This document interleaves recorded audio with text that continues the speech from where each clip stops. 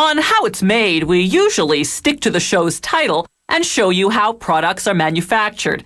But this next segment is about special effects makeup, the kind that makeup artists use on theater and movie actors. So in this case, we'll show you how it's made, but we'll also show you how it's applied.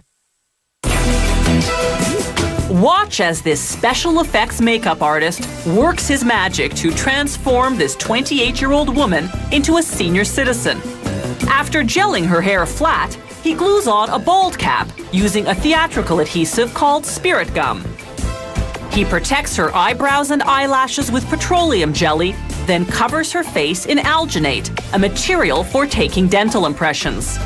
Then he applies wet plaster bandages. After 25 minutes, the materials harden into a mask. Now he lines it with plaster.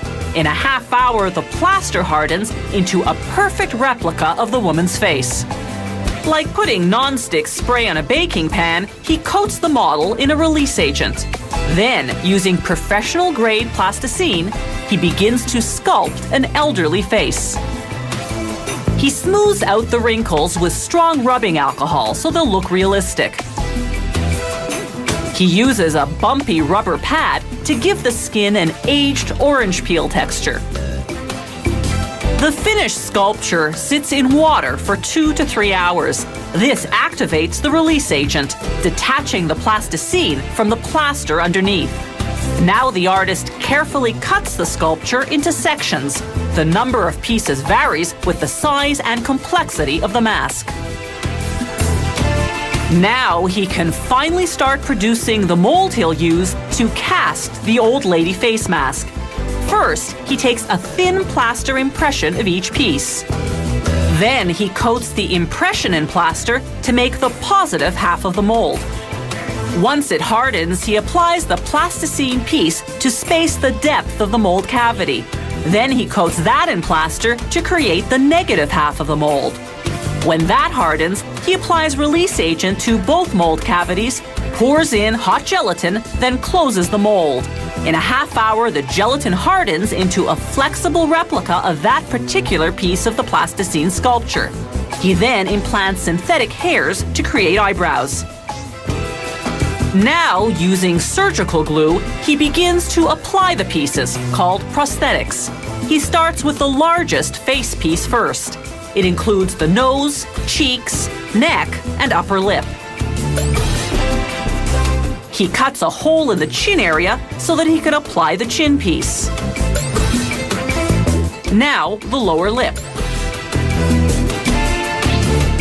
He cuts off the excess, then glues the edges of the chin piece to the large face piece. Now for the forehead. Again, he applies glue along the edges to connect it to the rest. To age the eyes, he uses contact lenses. They create a ring around the iris, a typical feature of elderly eyes. Using tweezers, he applies eye bags, again gluing the edges to the rest of the mask.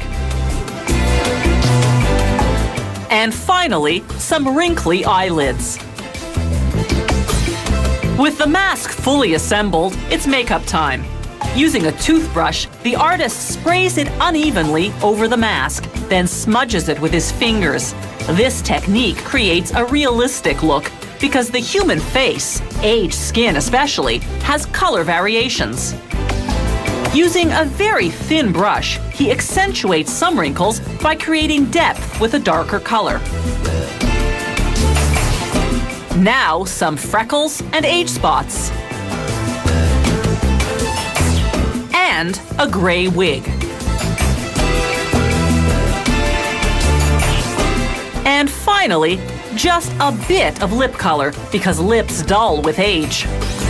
All this takes an experienced makeup artist about a month of work, and such expertise doesn't come cheap. A major transformation like this for stage or screen can cost up to $10,000.